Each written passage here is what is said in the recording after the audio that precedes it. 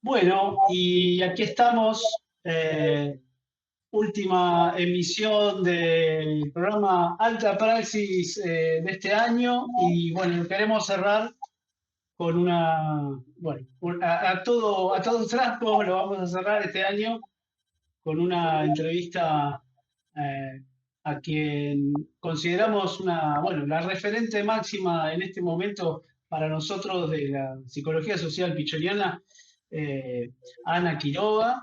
eh, y vamos a meternos directamente a la entrevista y la saludamos a Ana. Estamos acá también con Nahuel Valesi y Luis Gesell.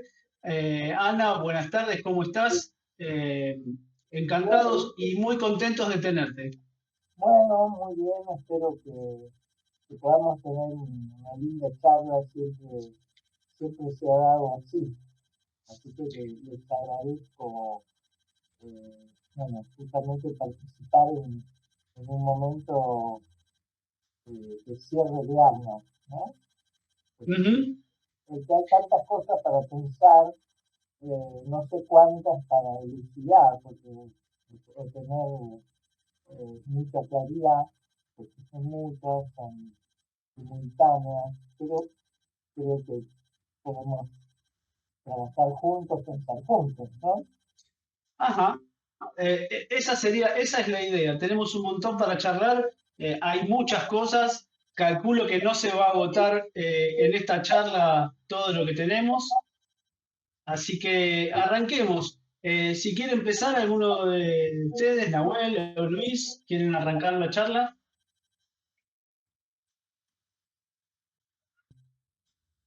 Yo estaba pensando en la idea de sostén de la escuela, ¿no? Es decir, la escuela, desde que yo la conozco, desde el momento que se fundó en el 67, eh, tiene un sostén que trasciende las personas, ¿no? El sostén central de la escuela es un proyecto, de desarrollo de una concepción psicológica puesto al servicio, en principio, bueno, en ese desarrollo teórico, práctico, en el campo de la salud mental, y además una idea de al servicio de quién, ¿no? Es decir, una psicología para ti, para quién, particularmente en un momento que había una gran conmoción en el campo de la salud mental, afortunadamente, que dejó muchas huellas. Y por otro lado, había un elitismo también muy grande en quienes eran los destinatarios del pensamiento psicológico. Extraño, porque por otro lado era un hecho que siempre se señalaba y que lo señalaba mucho Pichón, era el nivel de conocimiento psicológico que está en la sabiduría popular nuestra, ¿no? En el diálogo aparece aún hoy, pero era asombroso hace 40 años, ¿no?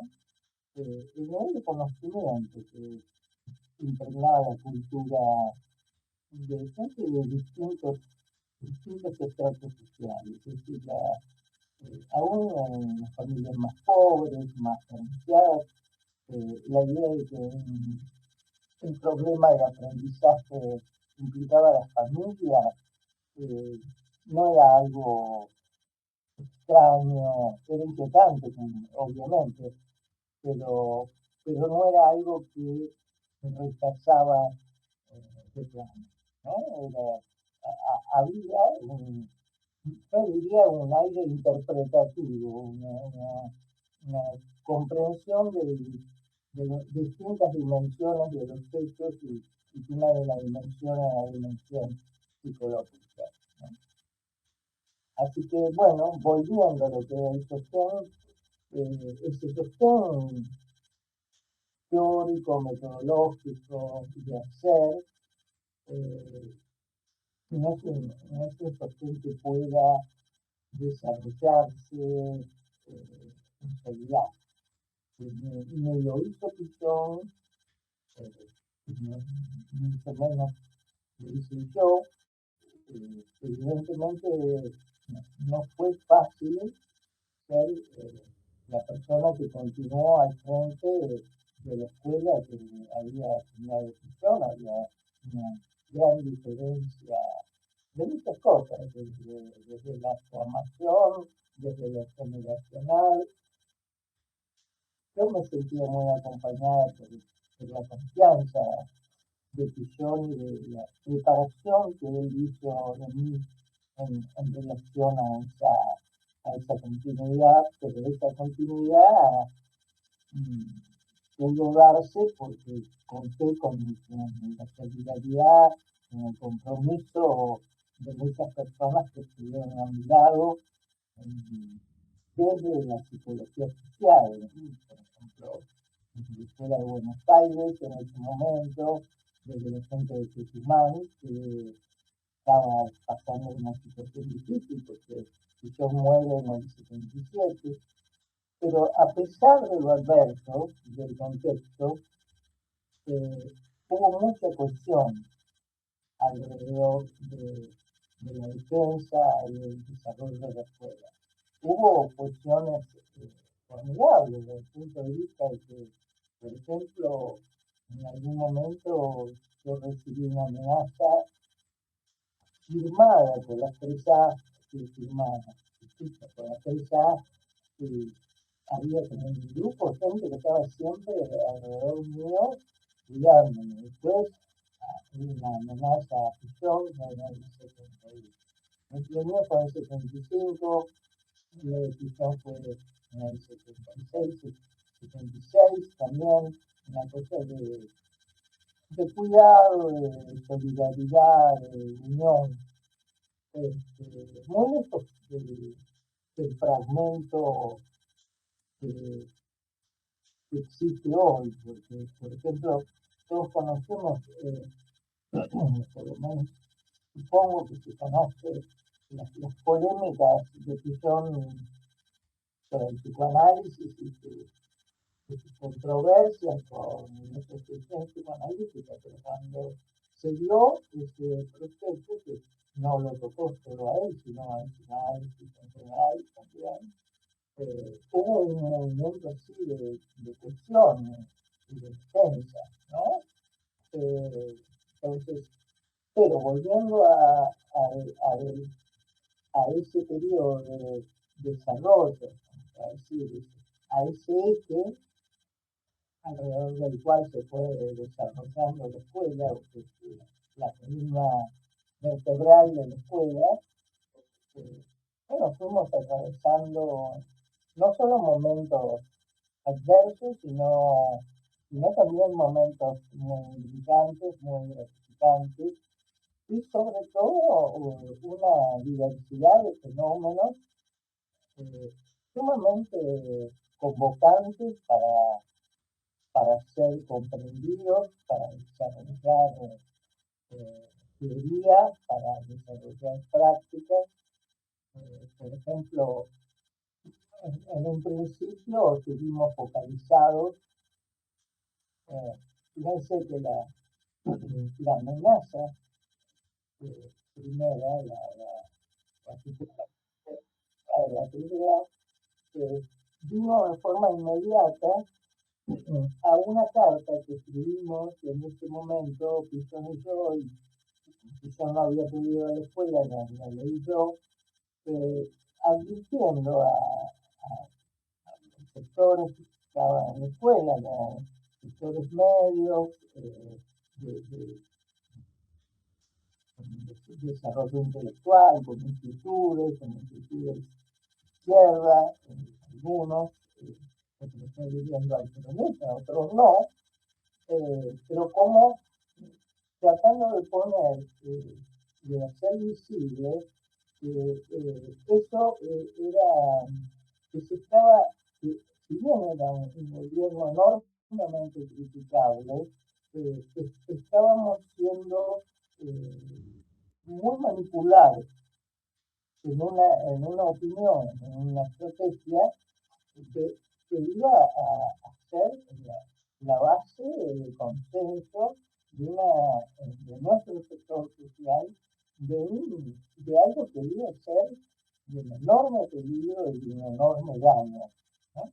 Ha sido, lo decíamos, lo tomábamos algunos ejemplos que incluso habíamos vivido, y bueno, hubo eso fue lo primero que en relación a ese momento tuvimos en cuenta, ¿no? Era cómo se estaba manipulando la opinión pública, cómo se continuó manipulando después, pero bueno, nos comprometimos seriamente con la problemática de los derechos humanos y del padecimiento social que se estaba dando en ese momento, de las distintas formas de encubrimiento, de disciplinación, todas las formas, todos los mensajes amenazantes, aterradores, los hechos absolutamente terribles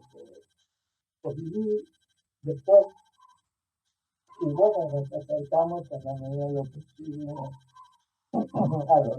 a los organismos, a los derechos humanos. Tuvimos muchísima presión para cerrar la escuela.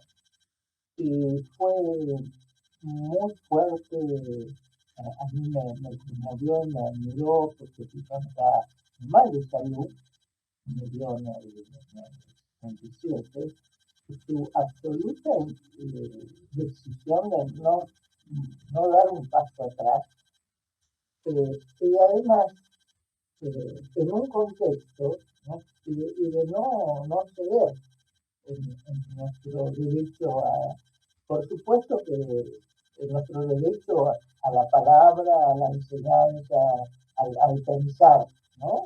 A la grupalidad que estaba bajo sospecha, que nosotros estuvimos bajo sospecha y bajo amenaza un montón de años, pero la verdad que fue muy interesante porque la estrategia del miedo, la estrategia del humor, de asustar, hizo que muchísimas instituciones de salud mental que habían participado, claro, algunos tenían personas muy comprometidas, como Paulovsky, como Beckerman, que sí habían tenido que retirarse, pero se generó como una situación de pánico y empezaron, lo que se estimuló fue la autocierre. Cuando apareció alguna línea de autocierre en la escuela, bueno, quizás fue la tierra, que dijo no de ninguna manera, yo me paro en la puerta, no voy a permitir que nadie pretenda, obvio desde adentro, si venía la policía no sé qué pasaba, pero que pretenda la propuesta era más que loca, porque era continuar enseñando, porque los alumnos querían seguir. Y un grupito de coordinadores, de profesores, se atemorizó, pero la mayoría también de quienes trabajamos en la escuela también queríamos seguir.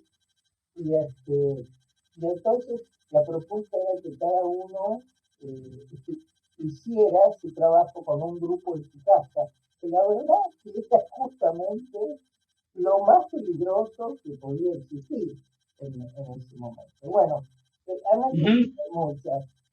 No, continuamos, pasó, fue un momento de pánico y además una cosa muy interesante es que yo que manejaba bastante la tecnología de la psicología social americana, dije, acá hay que estudiar de dónde viene el rumor. Porque el rumor de que estábamos presos, que habían cerrado la escuela, etcétera, era permanente. Y empezamos a estudiar de dónde venía, quién te lo dijo, qué, cómo, qué se hizo. Y resulta que en ningún caso venía de un centro de poder, sino de otros grupos que no sé cómo y por qué manejaban esa información. Pero sabemos que hay mucho pensado sobre la articulación entre el miedo, el deseo y el rumor, ¿no? Entonces, bueno, pero volviendo a una vez que ya estaba instalado el padecimiento de la desaparición, del terror, de la angustia y del aparente adormecimiento o consenso de un sector de la población, seguimos trabajando hacia donde iba y bueno, nos fuimos teniendo las instituciones, bueno, fue muy importante nuestra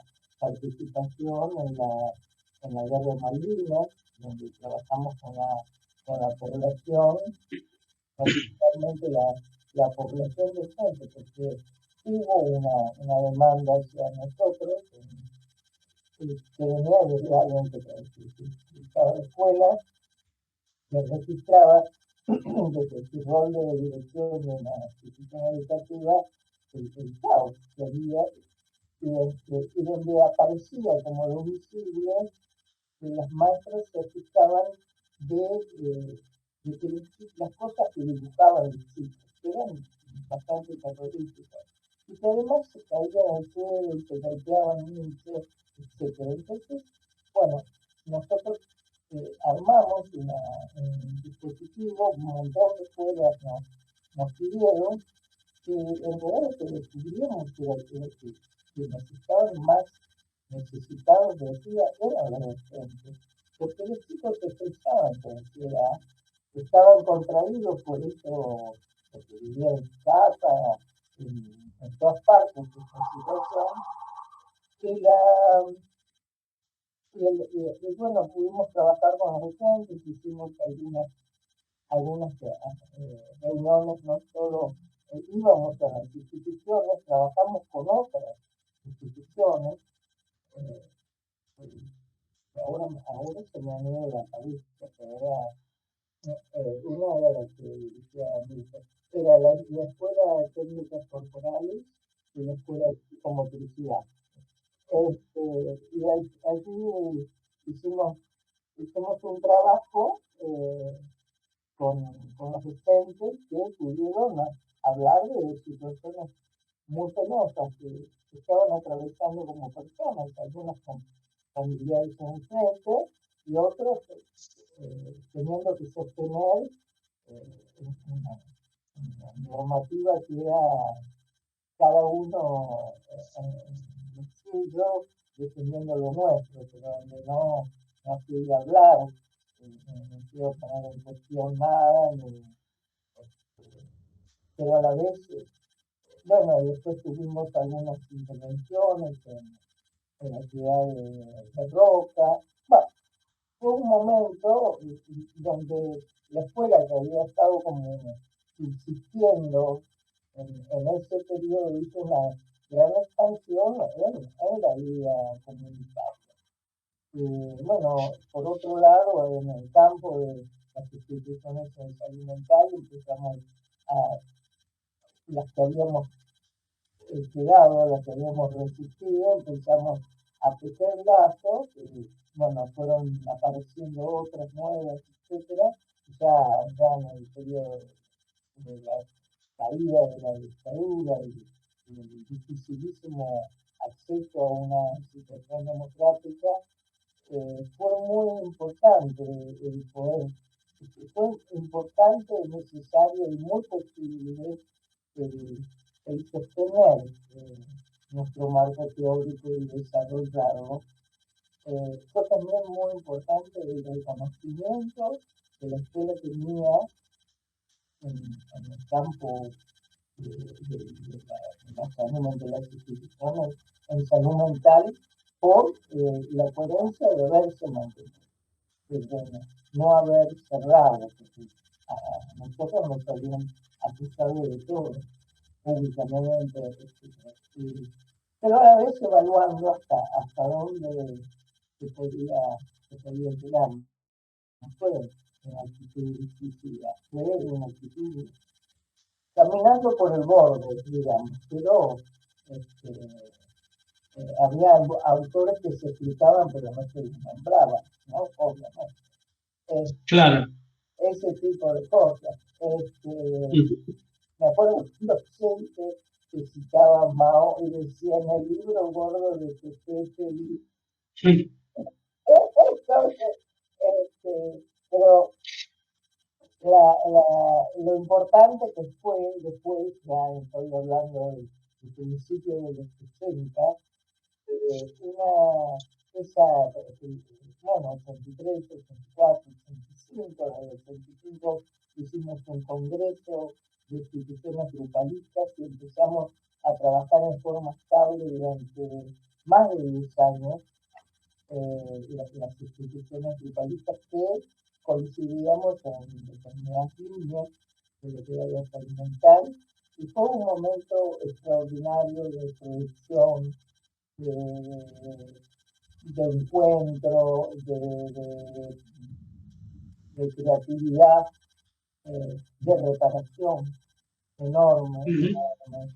Y todo eso continuó hasta que se empezó hasta comienzos de los 90, en realidad lo último que hicimos fue un congreso internacional, fuimos sede del Congreso Internacional de Grupos, la escuela fue integrante del comité científico de esta institución, que es muy importante, de la máxima organización al campo de la grupalidad, pero empezamos a tener conflictos internos y externos, porque hablo de la época del 90, estoy hablando de la irrupción del neoliberalismo, del nuevo orden mundial, de las ideas modernas, y eso generaron un gran debate interno y externo, donde en algún momento dado nosotros quedamos como atrasados, como los representantes de lo viejo, de lo que no entendíamos que el mundo había cambiado. Y eso fue Ana, pensaba lo siguiente, ¿no? En todo este recorrido que nos has hecho, estos primeros momentos donde la escuela funcionó como un lugar, no sé cómo decir, un lugar de refugio, de resistencia, un lugar para pensar la realidad, cómo luego en los 80 se convierte, esto florece, ¿no? En la importancia de sostener en momentos que parecen oscuros, sostener estos lugares, estos espacios y pensar para que luego en el mismo proceso después haya un florecimiento y haya una base sobre la que construir, ¿no? ¿Qué hubiera pasado si la escuela hubiera cerrado? La importancia de haber sostenido en la escuela a toda costa. Sí, yo creo que ese fue uno de nuestros mayores aciertos, porque esto era coherente con es la esencia del proyecto, no aflojar, no bajar los brazos. Y la verdad que fue también una lectura, porque nosotros sabíamos, no éramos los únicos que sabíamos eso, ¿no? Que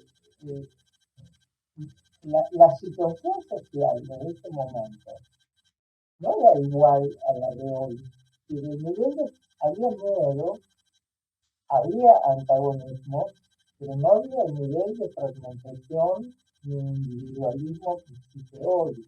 Entonces, los lazos solidarios estaban en riesgo, estaban amenazados, estaban bajo sospecha, ¿no? Porque además, si uno veía un grupo, podía denunciar el grupo, ¿no? Como algo que podía ser, un grupo que daba teatro podía estar en realidad preparando una bomba, ¿no?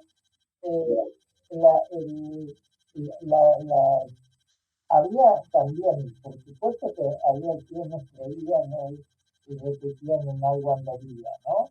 Pero había muchos que ofrecían, que arriesgaban, y además había otra cosa que se anhelaba profundamente recuperar un contacto con el otro, la recuperación de la grupalidad. Para nosotros hemos vivido situaciones que visto desde hoy parecen locas, pero había gente que hacía, cuando se abrieron más las puertas, y fue el 83, 84, 85, pero antes yo también, gente que hacía 3 días de cola para subir a la escuela.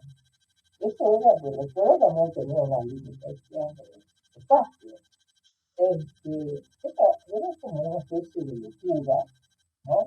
Donde uno podía ver el anhelo de reencontrar, es decir, el refugio, como vos decías, fue en un momento donde, donde uno no sabía dónde ponerse, ¿no? Y sentía tanto perdido, y se sentía tan en el ser que buscaba un espacio para continuar pensando. Pero después ese refugio se amplió en sus objetivos.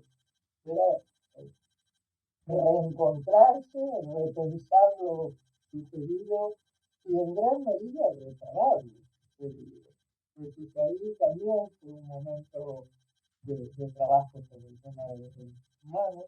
Seguimos mucho de eso hasta que, bueno, como les decía, la década del 90, ya la 92, 93, ya estábamos viviendo otro mundo, otra vez un momento de fragmentación, ahí el individualismo, el fin de la historia, el fin del trabajo, y ahí aparece una nueva problemática que en gran medida con algunas nuevas formas está presente hoy. Ana, quería que se nos vaya este relato tuyo que decís que en el marco del desarrollo de la escuela, con un desarrollo muy importante en los 80, cuando empezamos a principios de los 90 se empieza un debate muy importante que es por la oficialización del título, ¿no? De psicología social, que costó tanta lucha, tanto trabajo, tanto pensar.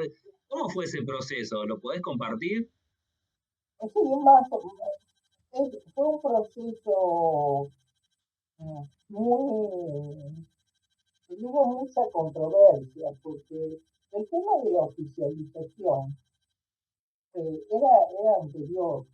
Por ejemplo, me acuerdo que justamente en el 73 nos ofrecieron la incorporación de la escuela a la Universidad de Luján, ¿no? 73-74. Comentándolo con Enrique, usted me dijo, mira, esto va a faltar enterarse en cualquier momento.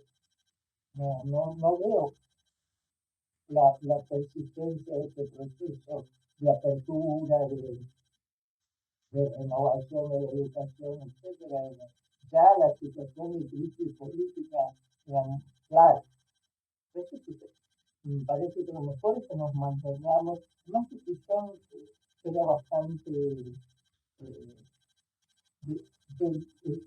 tenía una formación que, si se quiere, puede estar en los antecedentes del psicoanálisis, que siempre se desarrolló durante mucho tiempo por fuera de las instituciones estatales.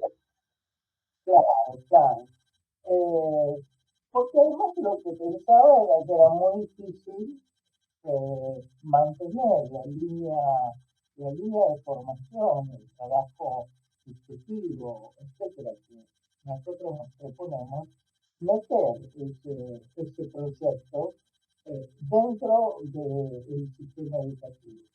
Y yo creo que esa contradicción sigue desarrollándose, porque cada 2 por 3 nosotros tenemos que adaptarnos a normas que son ajenas, extrañas a lo que es un proceso de formación, ¿no?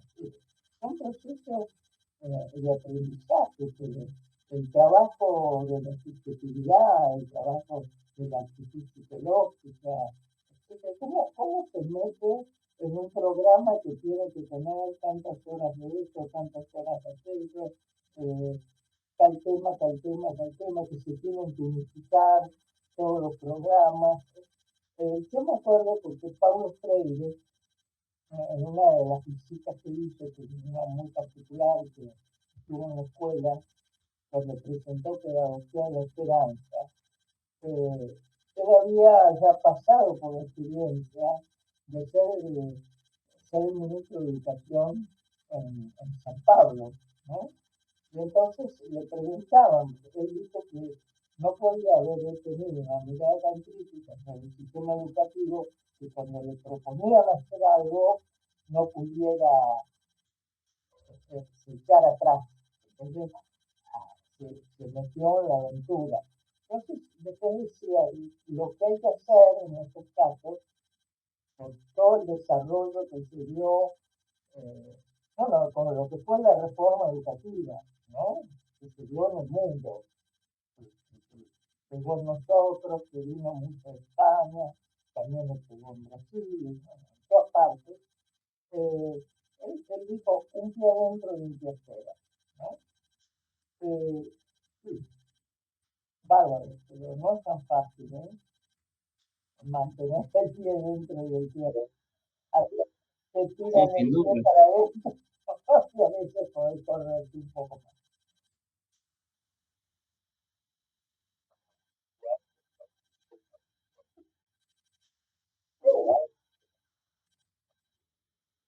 Bueno, hay algo que lamentablemente sí, que es a mi juicio lo más revolucionario de Pichón, ¿no?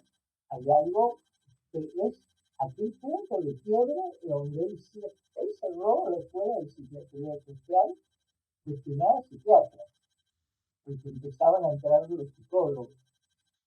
Y él dijo que él quería una institución abierta a todo aquel que le interesaba en su policía. Era un momento de auge de inquietudes, de auge político. La gente que asistía a la escuela en el año 66 tenía formación psicológica sorprendente, política sorprendente, y eran muchos.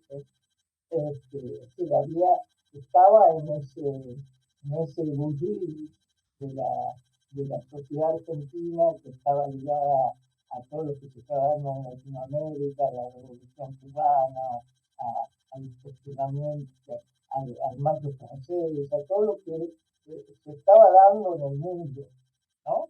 Entonces, la idea era, bueno, abierto a todo aquel que necesite, pero no tenía que ser necesariamente un intelectual. Sí, vinieron muchos que eran intelectuales, vinieron otros que no lo eran.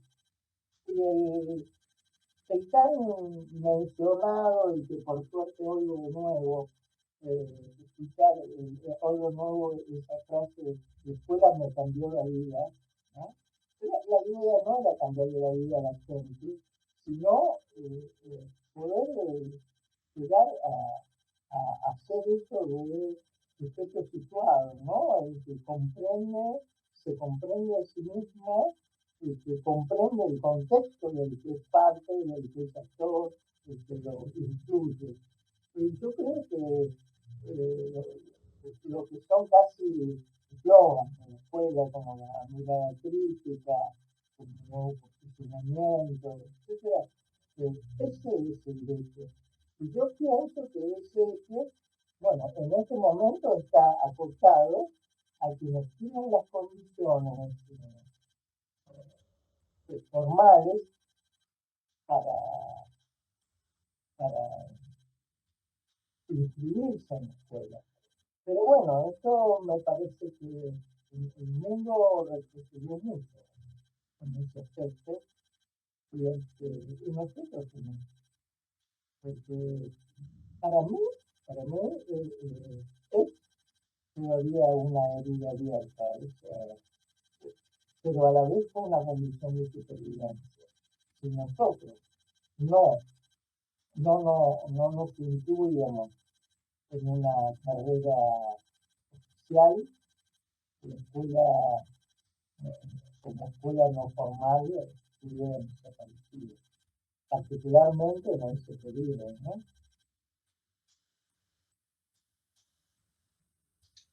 Bueno, ahí claramente la posibilidad de leer la situación y lo que estaba pasando permitió que la escuela, con un pie adentro y un pie afuera, pudiera continuar con su proyecto. Claro, claro. Lo que pasa es que a veces cuando vos trabajás en una institución que trata de organizarse en forma coherente con ciertas ideas centrales, con ese proyecto sostén, de pronto sentís el peso de otro poder, Mm, que no es tu poder, que no es tu decisión, que es una decisión mm, que te impone, que vos ves cómo hacer para no quebrar tu proyecto, ¿no? Si no se claro. dice, si no se dice cuando tenías miedo que te maten, ¿cómo te la arreglás? ¿Cómo tenés que hacer algo para mantener el eje en que ese proyecto se sostiene? Creo que lo hacemos, pero es un costo permanente, una negociación permanente, un Mm, ir y venir, que por supuesto si estuviéramos en otro mundo, pero no lo estamos. La claro. verdad es esa. Sí, es Mira, un poco adaptación activa, ¿no? sí, Exactamente. sí. En ese sentido, yo hablando del crecimiento de la escuela y la importancia que tuvo después el desarrollo de la corriente pichoniana a nivel nacional, yo quería preguntar, Tana, sobre el desarrollo de las escuelas, ¿no? Porque, a ver si no me equivoco, en los tiempos de Pichón, Pichón fundó con vos la de Tucumán, la de Buenos Aires, creo que Bauleo estuvo encomendado al grupo de Montevideo, pero después vos tuviste la responsabilidad, con la llegada de la democracia, de fundar el resto de las escuelas en Santa Fe, volver a abrir la de Tucumán, Claro, todo el país. ¿Cómo fue el encuentro con esas lo, realidades como distintas? fue en realidad fue siempre impulsado desde Pichón la idea de, bueno, si era a todo aquel que le interese, no era solo centrado en Buenos Aires. Si bien Pichón era un porteño por adopción, hay que pensar que Mm, él se había criado en una provincia, ¿no? Eh, claro.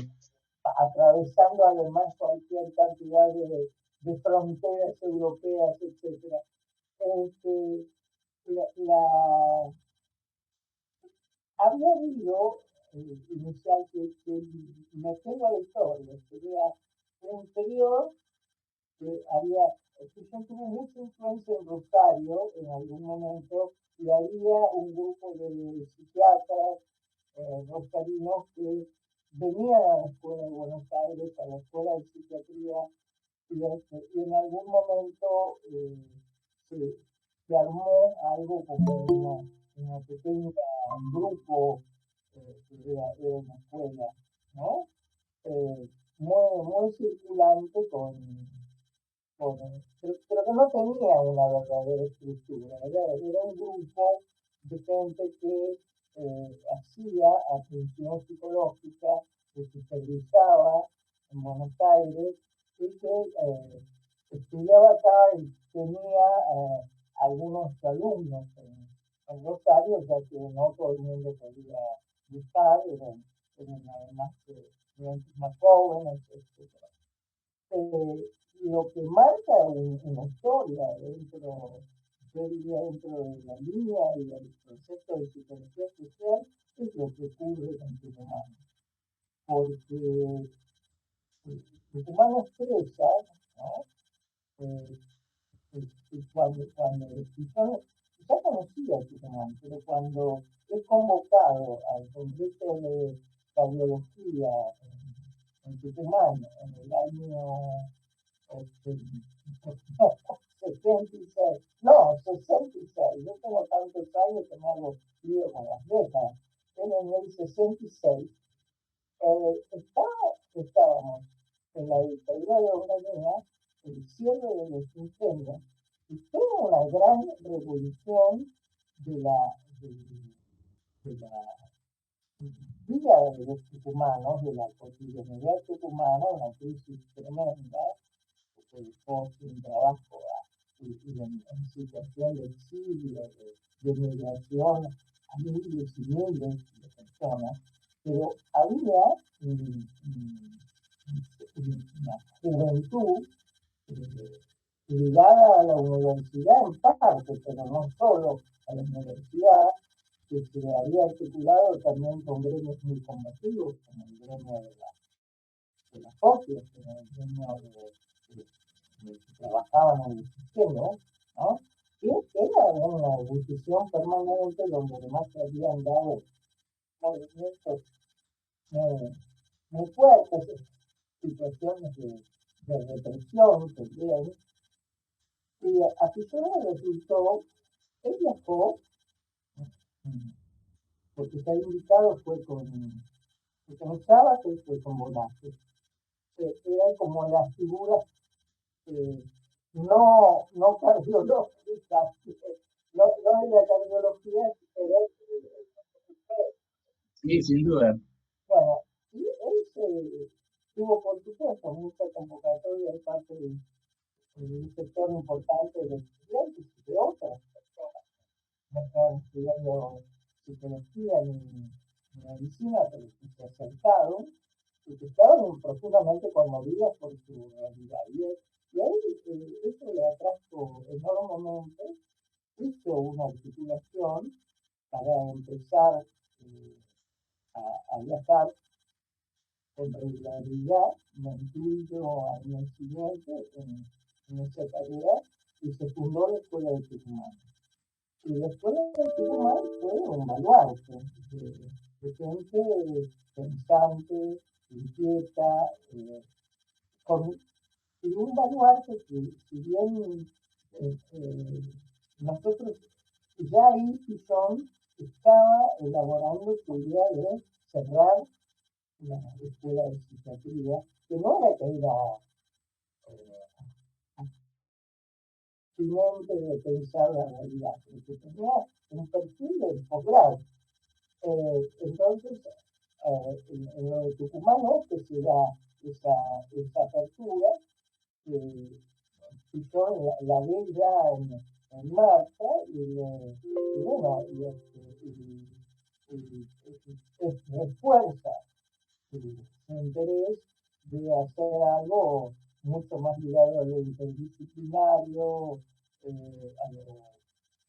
no solo la interdisciplina, sino la heterogeneidad, que es lo que va a tener como rasgo la Escuela de Buenos Aires y la Escuela de Tucumán. Siempre peleamos con los tucumanos acerca de cuándo nació, quién nació primero, pero la verdad que yo tenía la idea, lo pudo ver como posible en ese todavía pequeño grupo tucumano, pero en ese fervor de esa gente que necesitaba instrumentos para entender el día a día de su crisis, y además no solo de su crisis personal, sino de la crisis de los que estaban formados en psicología, en psiquiatría, en su campo de trabajo, los que trabajaban en oficinas o en negocios o comercios, etc.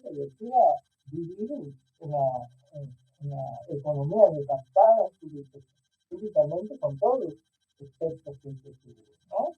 Entonces creo que eso fue un elemento, un detonante muy conmocionante, muy disparador de ideas, y eso después pudo, al mismo tiempo, se concretó en un programa y en la propuesta que ya venía gestándose de abrir en Buenos, que fue una apuesta muy grande, porque la apuesta fue cerrar algo que tenía un nivel para abrir algo que era algo muy diferente y muy, podemos decir, revolucionario, coherente.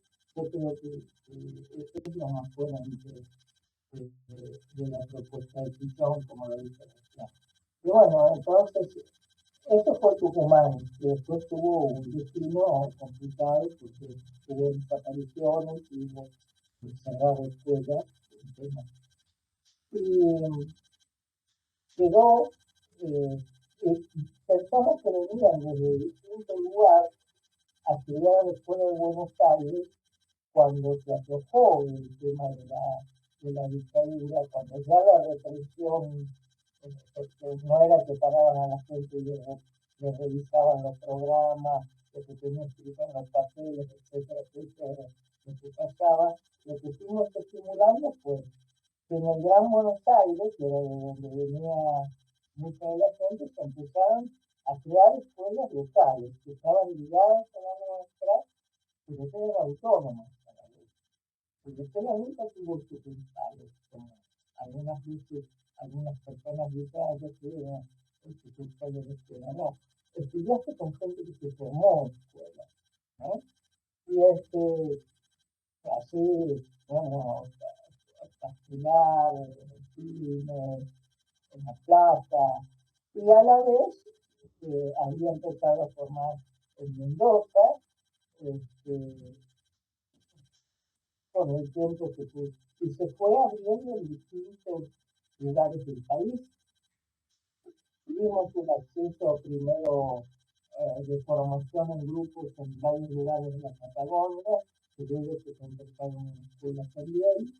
Y allí bueno, Rosario y Santa Fe. Rosario en realidad fue la primera que se, amén de Tucumán, la primera que pasado un año de la muerte de Pichón, los rosarinos toman contacto conmigo y empieza a aceptarse, que hacemos unas experiencias acumulativas, que empieza a aceptarse de Samuel Libre, que está en está la escuela de Santa Fe, Paraná también. Entonces hubo todo un movimiento de escuelas, todo un movimiento que nosotros llamamos corriente pitoniana, y en la que quiero además incluir un nivel de trabajo que a nosotros nos pone muy orgullosos de haberlo podido hacer, y que es la maestría de psicología social, que es un posgrado, bueno, cuarto nivel, abrimos en el 22 y cerramos el año pasado, con muchísimas, algunos de ustedes pensó que fue muy importante, ya lo había hecho porque tiene relación en cátedra, pero llevar a un nivel de posgrado el pensamiento de Pichón ha sido una cosa muy importante. Todo esto forma hoy una línea donde el intercambio y el sostén recíproco es fundamental. Yo creo que ese sostén que ustedes también lo adhirieron fue fundamental en el periodo de la pandemia, ¿no? De poder hacer un encuentro entre nosotros y una interpretación de lo que estaba ocurriendo.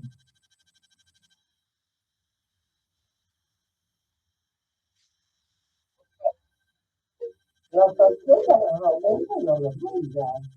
¿Qué más quieren?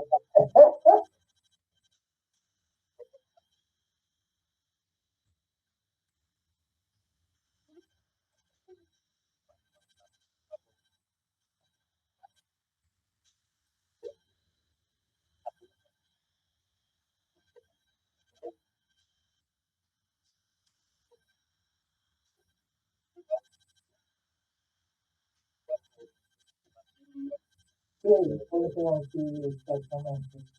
Este auxilio que hoy día a mí me preocupa porque creo que algunas de las cuantas medidas que en ese momento, tardíamente, por supuesto, se tomaron, ¿no? Cuidado, etcétera, de cómo qué proporción de espacio tiene cada uno, cuáles son las salidas, etcétera. como se dice anteriormente, hay muchísimos, nuevamente, hay muchísimos espacios donde esos cuidados han desaparecido. Respecto de lo de Cromañón, fue también un impulso semejante en intensidad a lo que fue Malvinas, es decir, por supuesto que he vivido acá en la ciudad de Buenos Aires, los primeros pasos de este impulso ya no estaba en Buenos Aires, pero a fin de año, pero inmediatamente una convocatoria, como no hubo en tantos lados, para acercarse y poder ofrecer y aprender las múltiples formas de sostén y de acompañamiento a ese dolor que era el de los familiares, el dolor de los compañeros, de los amigos, de los que murieron, el dolor de tantos jóvenes que se identificaron en todos estos muertos y con toda esa expresión de maltrato, de descuido, de no valoración de la vida, ¿no? Por eso a mí me interesa justo señalar que si bien pareció que había un aprendizaje social, yo veo muchas señales de que eso está cayendo en el olvido, ¿no? Y bueno, por supuesto que para nosotros el trabajar con los familiares y con los sobrevivientes es muy importante y fue así también una experiencia reparatoria. No he visto la serie, no consigo, no consigo que me haga pata, porque hay mucha gente que le produce angustia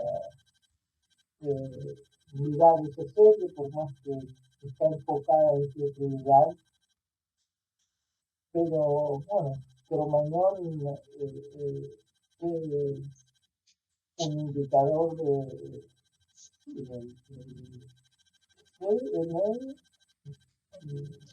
En el 2004, este 30 de diciembre se cumplen 30 años, 20 años. Era un momento de caos, ¿no? Estábamos una expresión más del caos que estábamos viviendo. Ustedes saben de genocidio, sí, claro, porque había un nivel de fragmentación, desorganización social, insignificancia.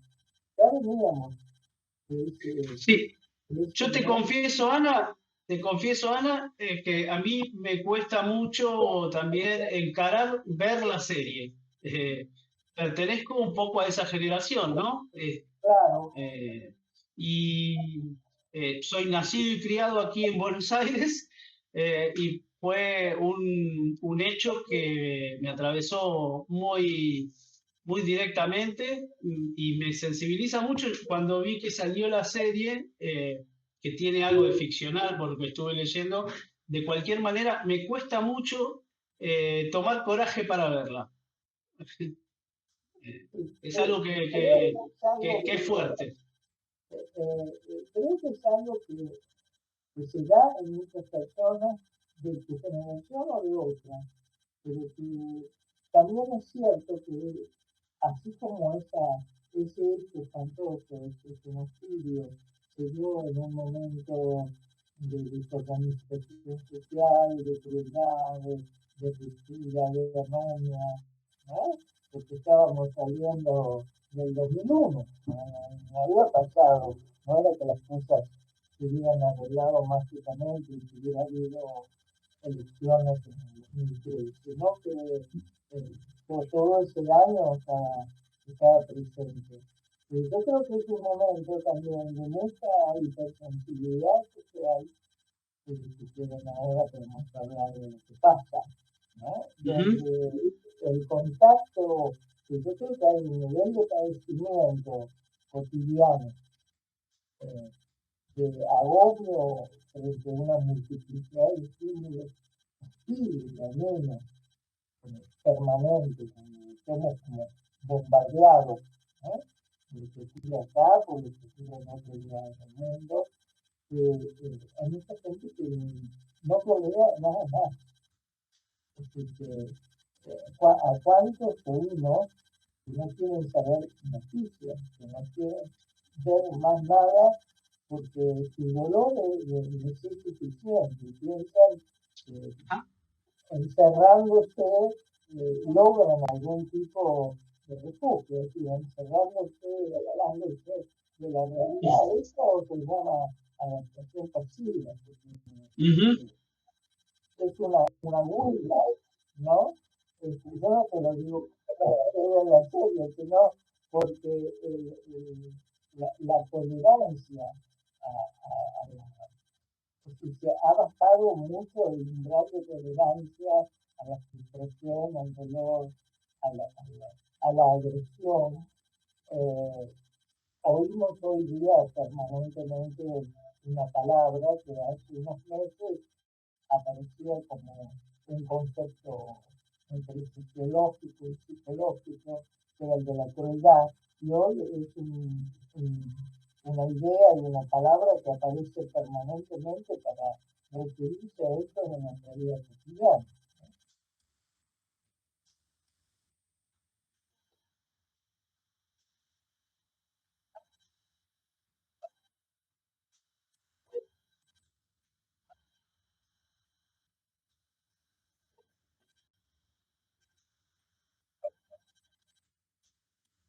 ¿Un término como cuál? Un término como qué.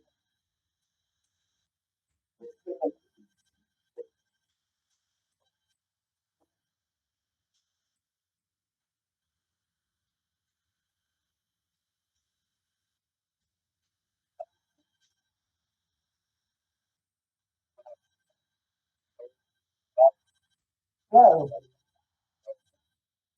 sí. Bueno, este es un daño psicológico. Nosotros estamos asistiendo, no es para hacer terrorismo, estamos asistiendo a una situación de reducción de daño psicológico, de creciente malestar, del que se busca alternativas, pero la negación de la realidad o el aislamiento, y además en un momento de muchos de los datos de lo cotidiano conducen al aislamiento, ¿no? A no abrir las fronteras del yo, a cerrarse el otro, que es justamente el peor de los caminos, ¿no? El más riesgoso de los caminos. Pero por otro lado, también se advierte un movimiento contrario. Tengo momentos de frustración, pero acá hay que tener en cuenta, uno se pregunta, ¿cómo es posible, ya yendo a nuestro país, a nuestra circunstancia política, que una tan grande cantidad de personas ha elegido a alguien que tiene como símbolo una de las cosas más agresivas que existen, que es una motosierra? Y entonces, para pensar, esto es algo para pensar las causas, para poder pensar sin tanta emocionalidad y sin tanta indignación, poder ponerse en el lugar de qué es lo que conduce a esto, ¿no? Y entonces tenemos que hablar de la frustración, tenemos que hablar del desamparo, tenemos que hablar de algo que está muy manejado, muy penosamente muy bien manejado, que es el resentimiento.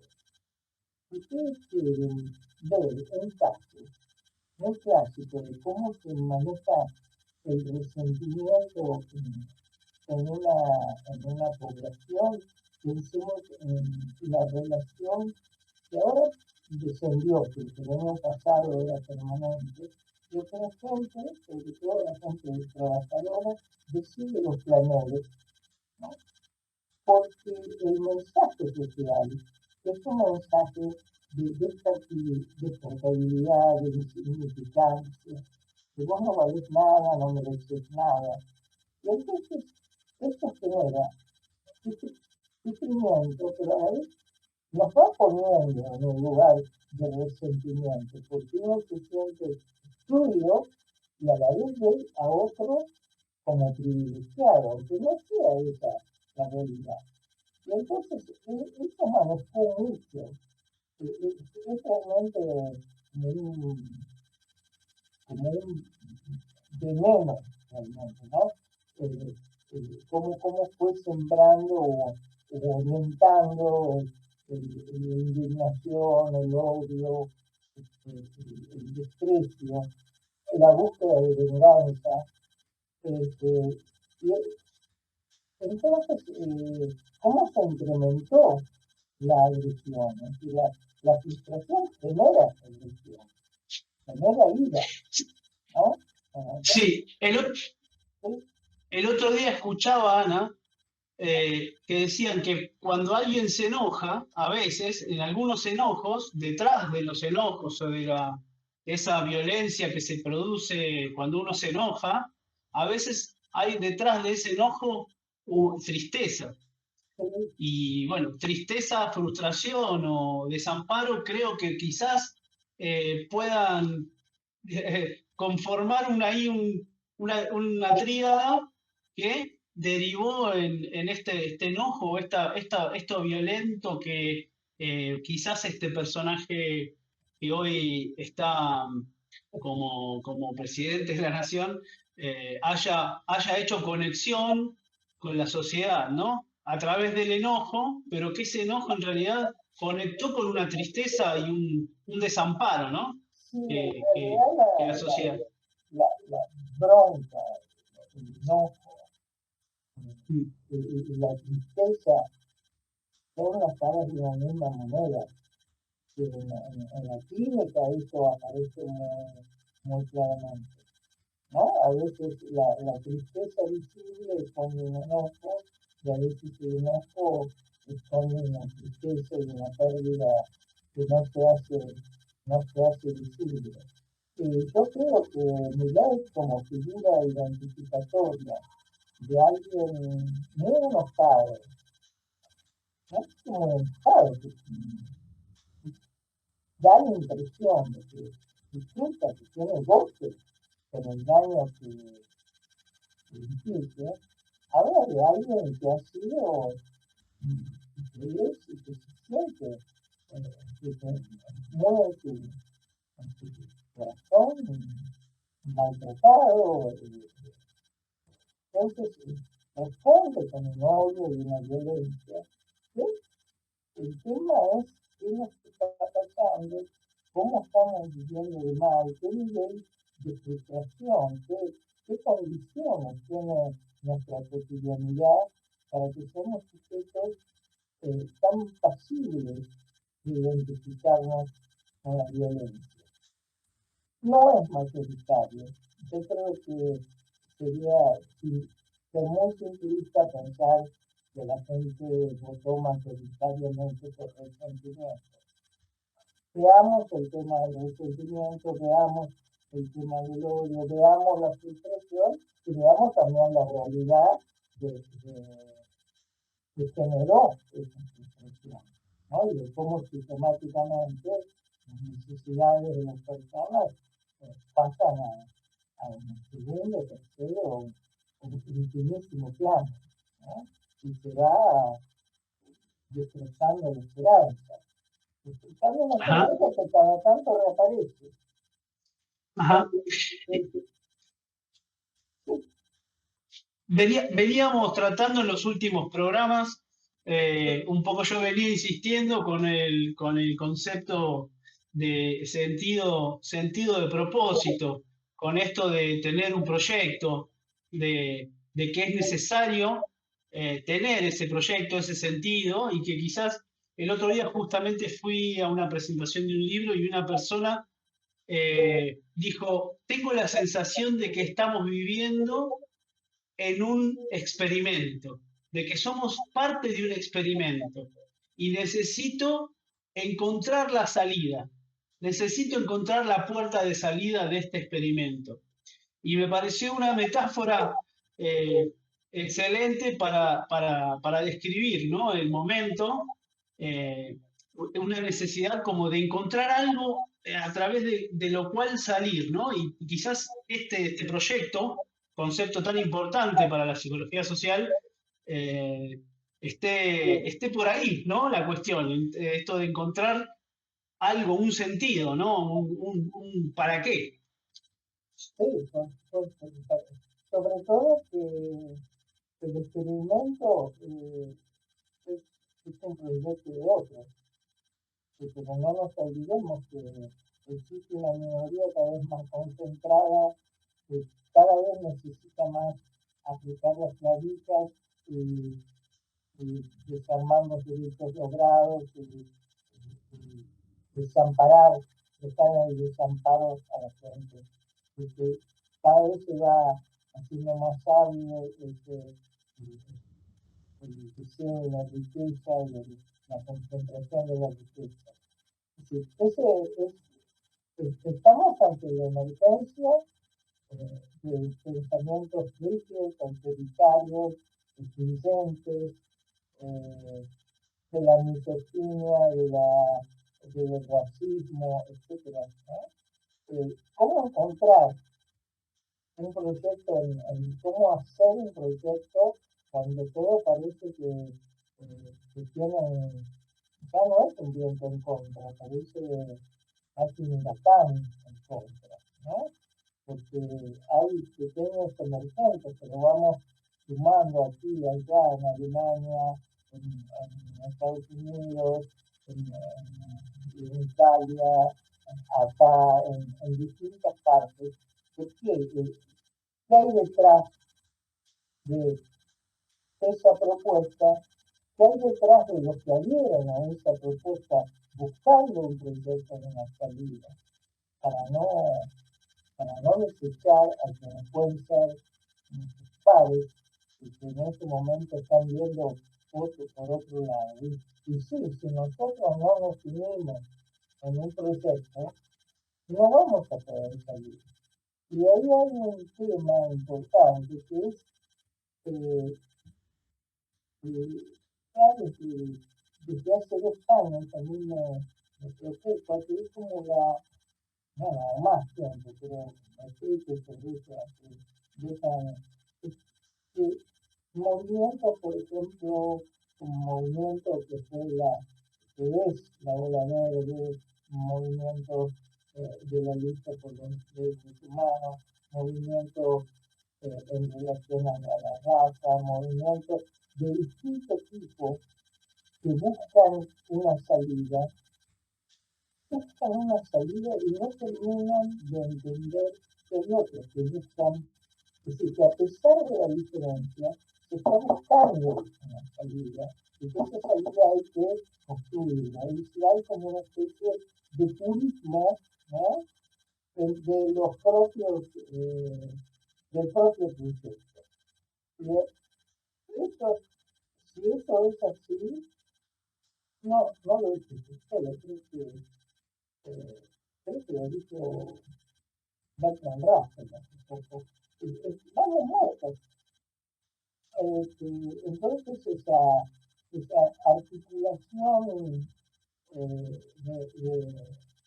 bueno, yo creo que muchos problemas que ha tenido la izquierda es que el pensamiento progresista a veces ha caído en ese supuesto purismo de este es el proyecto económico, este es el objetivo, no hago alianza, ¿no?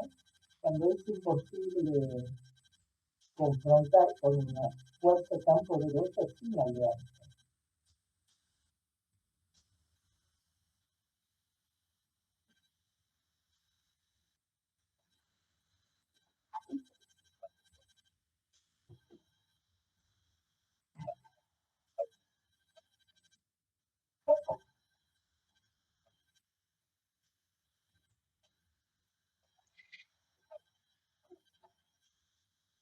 Bueno, les agradezco el registro porque me está muy cansada porque bueno, no estoy en las mejores condiciones. Los resfríos no son graves, pero son medio devastadores. Así que les agradezco mucho la oportunidad de charla, que la he disfrutado.